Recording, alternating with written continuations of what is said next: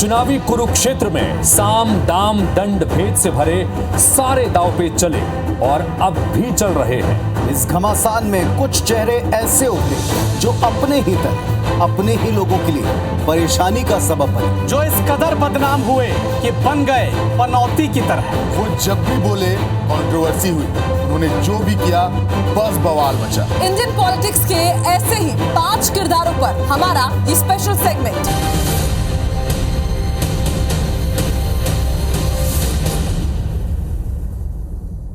किसने वफा के नाम पर धोखा दिया मुझे, किससे कहूं कि मेरा गुनहगार कौन है। ये शेर मन ही मन कांग्रेस पार्टी अब अक्षय कांति बम से कह रही होगी। नामांकन वापसी के आखिरी दिन कांग्रेस की उम्मीदवार अक्षय कांति बम ने जो कुछ किया, उसने इंदौर में कांग्रेस पार्टी को कहीं का नहीं छोड़ा। बीजेपी और बागियों से लड़ते लड़ते इंदौर में कांग्रेस पार्टी अपनों से ही हार गई। एक नेता जिसने बीच चुनाव में कांग्रेस का साथ छोड़ दिया, एक किरदार जिसने इंदौर में कांग्रेस को चुनावी लड़ाई से बाहर कर दिया, एक मॉडर्न पॉलिटिशियन जो हाथ में 14 लाख की रोलेक्स घड़ी पहनता है, एक उम्मीदवार जो बीजेपी के प्रत्याशी के मुकाबले 25 गुना से भी ज्यादा रईस था।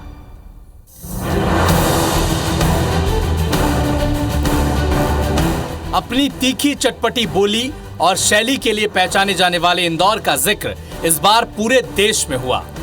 और ये चर्चा यहाँ की सियासी लड़ाई के लिए नहीं, बल्कि इंदौर की सियासत के खाली मैदान के लिए हुई। इंदौर में कांग्रेस को किसी और ने नहीं, बल्कि उसी के उम्मीदवार ने रेस से बाहर कर दिया। एमपी में बीजेपी और बागियों से लड़ते लड़ते कांग्रेस इंदौर में अपनों से ही हार गई। अक्षय कांति बम, जिसे कांग्रेस पार्टी ने इंदौर लोकसभा सीट से अपना प्रत्याशी बनाया था, कांग्रेस सोच रही थी कि बीजेपी के गढ़ इंदौर में अक्षय कांति बम का युवा चेहरा बीजेपी को कड़ी टक्कर देगा। लेकिन टक्कर देने से पहले ही अक्षय कांति बम फुस हो गए। नामांकन के आखिरी दिन अक्षय कांति बम बीजेपी के नेताओं के साथ कलेक्ट्रेट पहुंचे और अपना नामांकन ही वापस ले लिया और साथ ही साथ पाला भी बदल लिया। बस फिर क्या था, नीचे से लेकर ऊपर तक कांग्रेस काडर में सन्नाटा छा गया। सवाल अक्षय कांति बम से तो थे ही, लेकिन सवाल उनसे भी थे जिन्होंने दर्जनों जमीनी कार्यकर्ताओं को किनारे कर अक्षय कांति बम की पैरवी की थी। जीतू पटवारी को कोई जवाब नहीं सूझ रहा था, और सूझे भी कैसे। जिस साथी के प्रचार के लिए वो खुद जमीन पर उतरने को तैयार थे, उसी साथी ने कांग्रेस का हाथ छोड़कर खेमा बदल लिया था। सड़कों पर कार्यकर्ता गद्दार गद्दार का नारा लगा रहे थे, और इस गुस्से से एमपी और दिल्ली का हाईकमान भी बच नहीं पाया। इंदौर के कार्यकारी अध्यक्ष देवेंद्र यादव ने खुलेआम कह दिया कि पैसा देखकर टिकट बांटा गया है, तो अंजाम भी यही होगा। मैं शुरू से बोल रहा था कि नाम वापस ले लेगा, और मैंने टिकट ताकत से मांगा था कि इससे अच्छा चुनाव लड़ूंगा, मगर पैसे को देखते हुए हमारे कांग्रेस के नेताओं ने टिकट दिया। क्यों दिया उसको? नामांकन वापस लेने से पहले अक्षय कांति बम जिस बीजेपी को पानी पी पी कर कोस रहे थे, कुछ घंटे में उन्हें बीजेपी अच्छी लगने लगी, और पाला बदलने के दौरान उनके साथ इंदौर के 2 सबसे बड़े नेता कैलाश विजयवर्गीय और रमेश मेंदोला नजर आए। इन तस्वीरों को देखकर समझ में आ रहा था कि अक्षय कांति बम को बीजेपी में शामिल कराने के पीछे कौन काम कर रहा था। अक्षय कांति बम के बीजेपी में शामिल होने पर कांग्रेस में तो चीख पुकार मची ही थी, लेकिन बीजेपी भी इससे असहज हो गई थी, ये कहना गलत नहीं होगा। मौजूदा सांसद और इंदौर से बीजेपी के उम्मीदवार शंकर लालवानी से जब इस पर सवाल पूछा गया, तो शंकर लालवानी ने कहा कि उन्हें भी मीडिया से इसकी जानकारी मिली है। इंदौर सीट से कई बार सांसद रह चुकी सुमित्रा महाजन ने भी कहा कि इस फैसले से वो हैरान हैं और बीजेपी को इसकी कोई जरूरत नहीं थी। मैं भी चाहती हूँ कि नहीं होना चाहिए था। क्यों हुआ मेरे नहीं समझ में, हमें कोई आवश्यकता नहीं थी। मैं साफ कह रही हूँ, हमें इससे कोई फायदा नुकसान कुछ नहीं था, क्योंकि हम तो जीत रहे थे। इसलिए मैं भी तो आश्चर्यचकित हो गई, क्यों वापस लिया भैया? अच्छा वापस लिया तो लिया, बीजेपी में क्यों आया भैया? भाई आया होगा कि वो तो संगठन देखे। तमाम आरोपों और सवालों से घिर चुके अक्षय कांति बम आखिरकार प्रेस के सामने आए और सारे सवालों का जवाब दिया। ये भी कहा कि वो गद्दार नहीं है, कांग्रेस का सपोर्ट नहीं मिला इसीलिए पार्टी छोड़ दी। अक्षय कांति बम ने यह भी कहा कि सचिन पायलट इंदौर एयरपोर्ट पर बैठे रहे, लेकिन इंदौर में कांग्रेस के लोगों ने ही उनकी सभा की अनुमति नहीं दी। उस 1 से 4 के बीच में अगर आप मेरा पूरा शेड्यूल देखेंगे, मैं स्टार्टअप से मिला, वुमेन एंटरप्रेन्योर से मिला, महिला उद्योग से मिला, बच्चों से बात करी, मैं स्वयं मेहनत कर रहा हूं और काम कर रहा हूं। लेकिन इतना बड़ा चुनाव बिना संगठन और बिना किसी के सपोर्ट के नहीं लड़ा जा सकता, ये सब हम मानते हैं। मैंने प्रदेश के शीर्ष नेतृत्व को और दिल्ली के शीर्ष नेतृत्व को लिखा कि मुझे इंदौर में किन किन लोगों की सभा चाहिए। उनमें से जिसकी एक की सभा चाहिए थी वो 25 तारीख को इंदौर में थे और वो इंदौर में 2 घंटे आज एयरपोर्ट पे बैठे रहे। उनकी उज्जैन में सभा हुई, उनकी धार में सभा हुई, लेकिन इंदौर में सभा नहीं हुई। इसका क्या कारण? आज जब चुनाव में 12 दिन आपके बचते हैं और लगातार अगर आपका जनसंपर्क का कार्यक्रम कैंसिल होता जा रहा है तो एक प्रत्याशी क्या करेगा, आप बताइए। ये तो रहा एक पहलू, लेकिन कांग्रेसी कह रहे हैं कि एक पुराने मामले में अक्षय कांति बम पर हत्या की धारा लगा दी गई है और इसीलिए अक्षय कांति बम डर गए हैं और पार्टी के साथ उन्होंने गद्दारी की।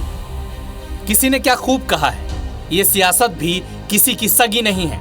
8 अप्रैल 2024 को जिस अक्षय कांति बम के खिलाफ भ्रष्टाचार का आरोप लगाकर बकायदा बीजेपी ने थाने में ज्ञापन सौंपा था, उसी बीजेपी ने अक्षय कांति बम का बाहें फैलाकर स्वागत किया।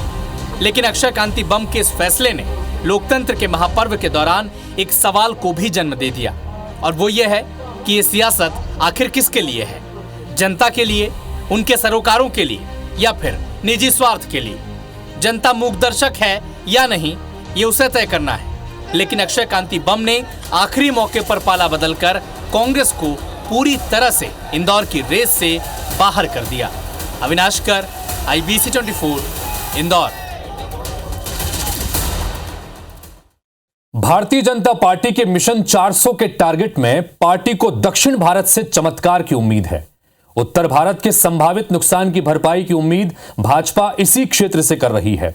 भाजपा को अपने मिशन दक्षिण से जिस राज्य से सबसे ज्यादा उम्मीद है, वहां सियासत के एक खलनायक ने पार्टी की उम्मीदों को न सिर्फ झटका दिया बल्कि शर्मिंदगी भी उठानी पड़ी। गठबंधन धर्म की खातिर जिस प्रत्याशी के लिए पीएम मोदी चुनावी सभा करने पहुंचे, वो प्रत्याशी अपने कुकर्मों के खुलासे के बाद वतन छोड़कर ही फरार हो गया। तो 24 की चुनौती 5 की पनौती में हमारा आज का किरदार है प्रज्वल रेवन्ना।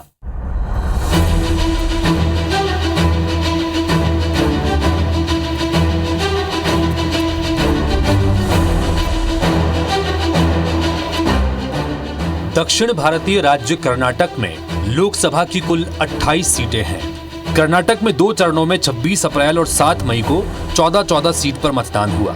लेकिन 26 अप्रैल को मतदान से ठीक एक दिन पहले दक्षिण कर्नाटक की एक लोकसभा क्षेत्र हासन में सैकड़ों पेन ड्राइव के जरिए कुछ वीडियो सोशल मीडिया के साथ ही आम लोगों के बीच सर्कुलेट हुए।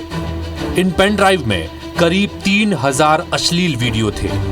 इन वीडियो के सामने आने के बाद न सिर्फ हासन बल्कि पूरे कर्नाटक से लेकर देश की सियासत में बड़ा धमाका हो गया।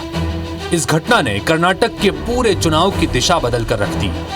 ये वीडियो कथित तौर पर हासन से सांसद और जेडीएस के वर्तमान प्रत्याशी प्रज्वल रेवन्ना से जुड़े बताए गए, जिसे खुद प्रज्वल ने ही शूट किया है। वीडियो सामने आने के बाद कुछ महिलाएं भी सामने आई जो रेवन्ना के घर में काम करती थी। इन महिलाओं ने सांसद प्रज्वल रेवन्ना और उनके पिता HD रेवन्ना पर यौन शोषण करने और जान से मारने की धमकी देने के गंभीर आरोप लगाकर सनसनी फैला दी। वीडियो सामने आने के बाद महिला आयोग की सिफारिश पर 27 अप्रैल को कर्नाटक की सिद्धारमैया सरकार ने SIT का गठन कर इन वीडियो की जांच का आदेश दे दिया। इस बीच 26 अप्रैल को हासन समेत दक्षिण कर्नाटक की 14 सीटों पर हुए मतदान के बाद प्रज्वल जर्मनी फरार हो गया। अब ये भी जान लीजिए कि ये प्रज्वल रेवन्ना कौन है जो इस लोकसभा का सबसे स्याह किरदार बनकर सामने आया। 33 साल का प्रज्वल रेवन्ना कर्नाटक के प्रतिष्ठित गौड़ा परिवार के तीसरी पीढ़ी का सदस्य है। पूर्व प्रधानमंत्री और जेडीएस सुप्रीमो एचडी देवेगौड़ा का पौत्र और कर्नाटक के पूर्व पीडब्ल्यूडी मंत्री एचडी रेवन्ना का बेटा है प्रज्वल। नवंबर 2019 में उसे जेडीएस का राज्य महासचिव नियुक्त कर दिया गया और इसी साल 2019 के लोकसभा चुनाव में हासन सीट से चुनाव जीतकर प्रज्वल सांसद भी बन गया। पिछले साल जून 2023 में भी कुछ ऐसे ही वीडियो सामने आए थे और इसी के चलते इस बार लोकसभा चुनाव में जब टिकट वितरण पर चर्चा चल रही थी तब पार्टी में कुछ लोगों ने प्रज्वल को टिकट नहीं दिए जाने की सलाह दी थी, लेकिन पार्टी सुप्रीमो एचडी देवेगौड़ा ने प्रज्वल को ही टिकट दिए जाने की पैरवी की और प्रज्वल को गंभीर आरोपों के बाद भी जेडीएस ने प्रत्याशी घोषित कर दिया। कर्नाटक में भाजपा ने जेडीएस के साथ गठबंधन में चुनाव लड़ा है, इसलिए भाजपा के लिए भी यह मुद्दा तब और बड़ा सिरदर्द बन गया जब प्रधानमंत्री नरेंद्र मोदी ने हासन में एक चुनावी रैली को संबोधित किया और इस दौरान मंच पर एचडी देवेगौड़ा के साथ एचडी रेवन्ना और प्रज्वल रेवन्ना भी मौजूद थे और यही वजह है कि इस पूरे मामले में विपक्ष ने जेडीएस के साथ साथ सीधे भाजपा को निशाने पर ले दिया। यहाँ पे सबसे बड़ा इशू ये जो यहाँ पे जो रेवन्ना केस है ना, जिसको पीएम ने एंडोर्स किया है, जिसने मैस रेप किया है, 400 महिलाओं का मैस रेप किया है, उसका जवाब और उसकी माफी प्रधानमंत्री मांगे महिलाओं से। जाहिर है ठीक चुनाव के बीच में यह मामला सामने आने के बाद एनडीए बैकफुट पर आ गई और कांग्रेस फ्रंट फुट पर खेलने लगी। कांग्रेस ने इस मुद्दे पर सिर्फ कर्नाटक ही नहीं बल्कि पूरे देश में जोरदार हल्ला मचाया। इधर जिस दादा ने अपने पोते को ही टिकट दिए जाने की पैरवी की थी, अब वो खुद उसे भारत लौट आने की चेतावनी दे रहे हैं। प्रज्वल के दादा पूर्व पीएम एचडी देवेगौड़ा ने प्रज्वल को परिवार की इज्जत की खातिर भारत में आकर सरेंडर करने को कहा है। देवेगौड़ा ने ऐसे वक्त पर रेवन्ना से भारत लौटने को कहा है जब कर्नाटक सरकार की तरफ से विदेश मंत्रालय और पीएम मोदी को पत्र लिखकर उनका राजनयिक पासपोर्ट रद्द करने का आग्रह किया गया है। दरअसल जेडीएस इस लोकसभा चुनाव में अपने अस्तित्व की लड़ाई लड़ रही है, लेकिन जिस तरह प्रज्वल रेवन्ना देश की चुनावी सियासत का खलनायक बनकर सामने आया, इसके चलते पार्टी की छवि को गहरा आघात पहुंचा है। जेडीएस के साथ गठबंधन में शामिल भारतीय जनता पार्टी ने भले ही इस विवाद से खुद को अलग कर लिया, लेकिन इससे गठबंधन को भी शर्मिंदगी उठानी पड़ी है। ऐसे में अब हासन समेत कर्नाटक की सभी 28 सीटों पर इस मुद्दे का कितना असर पड़ेगा, ये नतीजे बताएंगे। हितेश व्यास, IBC 24।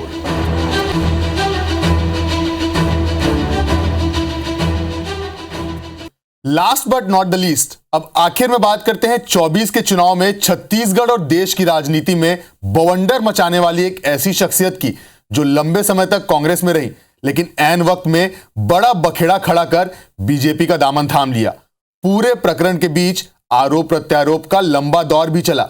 तो आइए मिलवाते हैं आपको 24 की चुनौती 5 पनौती की एक और शख्सियत से।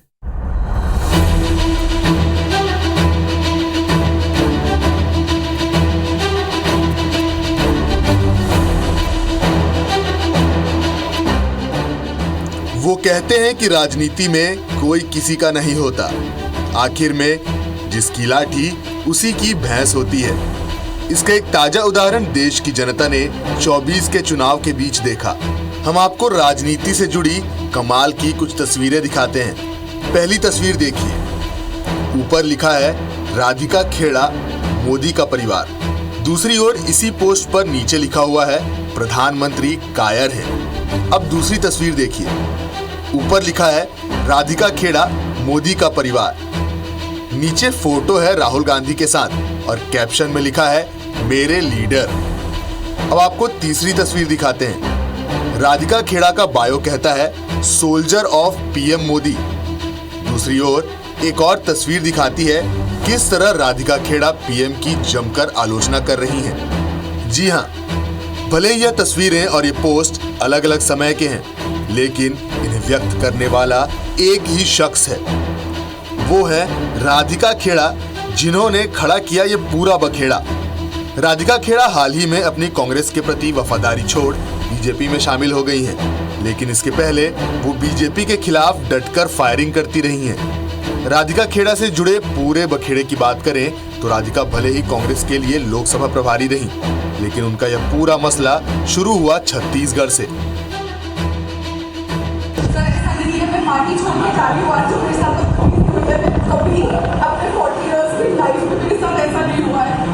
जो मेरी इंसल्ट करी, मेरे पे चिल्लाया गया, मैंने उसका वीडियो भी बनाया और मुझे गेट आउट होने को बोला गया जस्ट बिकॉज मेरे मीडिया वालों से बात करी कि पवन जी का इंटरव्यू होगा, बिकॉज ही डज नथिंग। मैं जब उससे बात करती हूँ मेरे पे चिल्लाता है कंटिन्यूसली। मैंने आपको पहले भी बताया था, मैं पार्टी से भी इस्तीफा दे रही हूँ, I am leaving the party. यह आरोप है राधिका खेड़ा का, जिसके बाद मानो छत्तीसगढ़ और देश की राजनीति में भूचाल सा आ गया और इसका जमकर नुकसान उठाना पड़ा कांग्रेस पार्टी को। हालांकि इस पर जमकर राजनीति भी हुई, कांग्रेस की ओर से सफाई भी आया, लेकिन इस पूरे मसले के बाद राधिका ने कांग्रेस से इस्तीफा दे दिया और इसके बाद हुआ वही जिसकी कांग्रेसी अटकलें लगा रहे थे। राधिका खेड़ा ने दिल्ली में दिग्गज नेताओं की मौजूदगी में बीजेपी ज्वाइन कर लिया। खैर, राधिका ने अब इसके पीछे जो कारण बताया वो भी सुन लीजिए। माता कौशल्या के धरती पे राम जी के ननिहाल में मेरे साथ जो दुर्व्यवहार किया, उससे पीड़ित होके आज मैं बोलते हुए भी ये कांप रही हूँ जब मैं उस पल को वापस जीती हूँ। ये सिर्फ मोदी जी की गारंटी की सरकार थी कि बेटी वहां सुरक्षित थी और वहां से सुरक्षा से यहाँ पर पहुंच सकी। तो भैया, लोकसभा 2024 के चुनाव के बीच राधिका खेड़ा ने जो बखेड़ा खड़ा किया, उससे नुकसान कहीं न कहीं कांग्रेस को उठाना पड़ा। बाकी अब ये कोई रणनीति थी, राजनीति थी, या सच में इसका कारण बदसलूकी थी, ये तो बस राधिका ही जानती हैं। IBC 24 के लिए सौरभ तिवारी की रिपोर्ट। राजनीति में पावर गेम बहुत चलता है, लेकिन जरा सोचिए, जिस पार्टी ने आपको राजनीति में लाकर पावर दिया हो, आप उसके खिलाफ ही अपने पावर का इस्तेमाल करने लगे तो जी हां, कुछ ऐसा ही किया है भोजपुरी पावर स्टार पवन सिंह ने, जिन्होंने ऐन समय में बीजेपी को गच्चा दिया और उतर गए अकेले ही निर्दलीय चुनावी मैदान में। ये कंट्रोवर्सी किंग है, सुर्खियों में रहते हैं अपने विवादों से, अपने सॉन्ग से, अपने लव लाइफ को लेकर। तो ये आपको मिलवाते हैं मेरे किरदार से पावर स्टार पवन सिंह से। जानेंगे कि इनमें कितना है पावर, क्या वाकई ये कर पाएंगे अपने कॉम्पिटिटर्स का पावर कट। देखिए स्टोरी। गानों से विवाद, फिल्मों से विवाद, लव में भी विवाद, शादी में विवाद, राजनीति में भी विवाद। मैं हूं विवादों का star, power star Pawan Singh. जी हां, पवन सिंह, भोजपुरी सुपरस्टार जो अपने गानों से, अपनी फिल्मों से गर्दा उड़ा देते हैं। इनके एक एक सॉन्ग पर इनके फैंस दिल खोलकर प्यार लुटाते हैं, इसलिए तो इन्हें कहा जाता है बिहार का पावर स्टार। और पावर भी ऐसा कि इन्होंने सीधे देश की सबसे बड़ी पार्टी बीजेपी को ही अपना पावर दिखा दिया और सीधे निकल पड़े निर्दलीय चुनाव लड़ने। और अब इनके समर्थक कह रहे हैं कि कहां पड़े हो चक्कर में, कोई नहीं है टक्कर में। जिंदाबाद जिंदाबाद जिंदाबाद, कोई नहीं है टक्कर में, कोई नहीं है टक्कर में। जी हाँ, पवन सिंह भारी उत्साहित हैं, ताबड़तोड़ प्रचार करते रहे। जब ये सड़कों पर निकले तो बिल्कुल सुपरस्टार जैसा रुतबा, लग्जरी गाड़ियां होती, फूल बरसते, खचाखच भीड़ होती। इनकी एक झलक के लिए फैंस टकटकी बिछाए रहते हैं।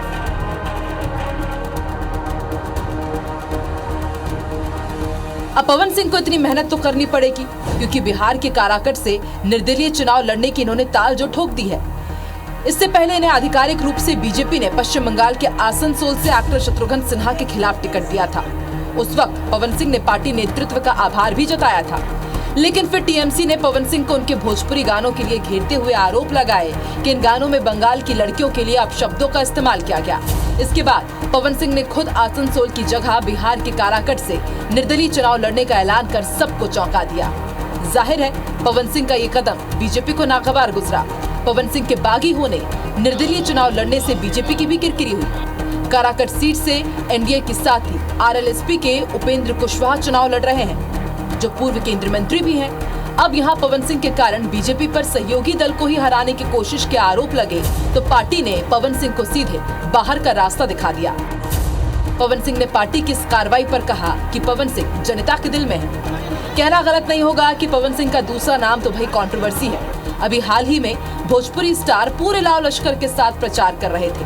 प्रचार ऐसा कि उनके खिलाफ 5 थानों में आदर्श आचार संहिता के उल्लंघन के 5 मामले दर्ज हो गए। पवन सिंह को केवल 5 4 व्हीलर की स्वीकृति मिली थी, जबकि 15 से 20 गाड़ियां और 25 से 35 बाइक से पवन सिंह ने रोड शो में जमकर गर्दा उड़ाया और सीधे आ गए निर्वाचन आयोग के रडार पर। वैसे पवन सिंह का नाता विवादों से चोली दामन का है। कभी अपने सॉन्ग्स के कारण सुर्खियों में रहता है, कभी अपनी शादी तो कभी अपने अफेयर के कारण। जी हाँ, प्रोफेशनल हो या फिर पर्सनल, पवन सिंह हर वक्त सुर्खियों में रहते हैं। साल 2014 में एक्टर ने नीलम सिंह से शादी रचाई और शादी के 3 महीने बाद ही एक्टर की पत्नी ने फांसी लगाकर जान दे दी। इसके बाद पवन सिंह भोजपुरी एक्ट्रेस अक्षरा सिंह के अफेयर के साथ भी सुर्खियों में रहे। अक्षरा को रिश्ते में झटका तब लगा जब पवन सिंह ने उन्हें धोखा दिया और चोरी छिपे ज्योति सिंह से शादी रचा ली। लेकिन पवन सिंह की दूसरी शादी के 5 साल बाद ही दोनों के बीच अनबन की खबरें आई और ये मामला कोर्ट तक जा पहुंचा। ज्योति सिंह ने पवन सिंह और उनकी मां पर घरेलू हिंसा के आरोप लगाए थे। एक्टर के घर वालों के खिलाफ दहेज की डिमांड की भी शिकायत की थी। 1 साल तक कोर्ट के चक्कर काटने के बाद साल 2024 में दोनों ने सुलह कर ली और सारे गिले शिकवे भूलकर नई जिंदगी की शुरुआत की। पवन सिंह की ये राजनीतिक और उनकी पर्सनल कहानी बताती है कि पवन सिंह विवादों के पावर स्टार है। हाँ, लेकिन हो सकता है यही इनकी यूएसपी हो। विवादों में तो ये रहते ही हैं, लेकिन सुर्खियां भी बनाते हैं, फैंस के दिलों पर राज करते हैं। पवन सिंह का चुनाव चिन्ह कैंची है और अब 4 जून को जब नतीजे आएंगे तो साफ हो जाएगा कि आखिर पवन सिंह ने किसके वोट बैंक पर कैंची चलाई है। आकांक्षा पांडे, IBC 24। राजनीति में और मौजूदा राजनीति में कुछ ऐसे किरदार हैं जिन्होंने कांग्रेस पार्टी को बार बार और लगातार मुश्किल में डाला। राजनीति में शहजादे के अंकल नाम से जो तंज पिछले दिनों जमकर गूंजा 24 के चुनाव में, इसके पीछे कुछ ऐसे बयान और बयानों की ऐसी श्रृंखला रही जिसने कांग्रेस को बार बार सवालों के घेरे में रखा और सफाई देने पर मजबूर किया। उसके अपने ऐसे वरिष्ठ नेता जिनका इतिहास रहा है परिवारों से जुड़ाव का, जिनका इतिहास रहा है देश की राजनीति में कुछ क्रांतिकारी करने का, उन्होंने अपनों को कैसे मुश्किल में डाला, देखिए।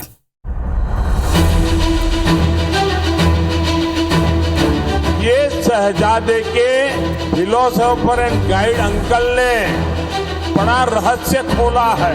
यह चमड़ी के रंग का खेल, संविधान सर पे लेकर के नाचने वाले लोग चमड़ी के रंग के आधार पर देशवासियों का अपमान कर रहे हैं। शहजादे के जिस अंकल पर पीएम मोदी बार बार हमलावर सुनाई पड़ रहे हैं वो कोई और नहीं बल्कि इंडियन ओवरसीज कांग्रेस के अध्यक्ष रहे सैम पित्रोदा हैं। ये विवाद शुरू हुआ भरियां भर चुनाव के दौर में 8 मई को, जब सैम पित्रोदा ने द स्टेटमेंट को एक इंटरव्यू दिया। इसमें सैम पित्रोदा ने भारत की विविधता को समझाने के लिए दुनिया भर में अलग अलग रंग की चमड़ी वालों का उदाहरण दिया। पित्रोदा की इस बेहद आपत्तिजनक तुलना से भड़की बीजेपी ने पानी पी पी कर कांग्रेस को कोसा। We could hold country together as diverse as India, where people on east look like Chinese, people on west look like Arab, people on north look like, maybe white, and people in south look like Africa. Doesn't matter. We are all brothers and sisters. PM Modi ने पित्रोदा को शहजादे यानी कांग्रेस सांसद राहुल गांधी के imported uncle कहकर जमकर निशाना साधा। जिनका चमड़ी का रंग काला होता है ये सब अफ्रीका के हैं। ये द्रौपदी मुर्मू भी अफ्रीकन है और इसलिए उनकी चमड़ी का रंग काला है तो उनको हराना चाहिए। शहजादे, आपको जवाब देना पड़ेगा। चमड़ी के रंग के आधार पर मेरे देशवासियों का अपमान मेरा देश सहन नहीं करेगा और मोदी तो कतई नहीं करेगा।